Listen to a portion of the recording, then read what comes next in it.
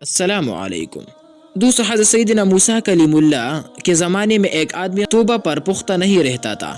جب بھی توبہ کرتا توڑ ڈالتا۔ 20 سال تک اس کی یہی حالت رہی۔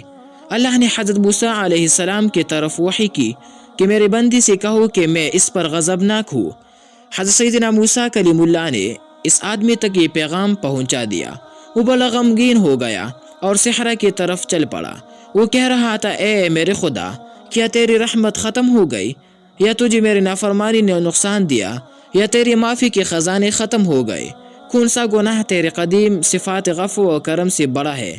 جب تو اپنے بندوں پر رحمت بند کر دے گا تو وہ کس سے امید رکھیں گے؟ اگر تو نے انہیں رد کر دیا تو وہ کس کے پاس جائیں گے؟ اگر تیری رحمت ختم ہو گئی اور مجھے عذاب دینا لازم ہو گیا تو پھر اپنے تمام بندوں کا عذاب مجھ پر کر دے، میں اپنی جان ان کے بدلے میں پیش کرتا ہوں۔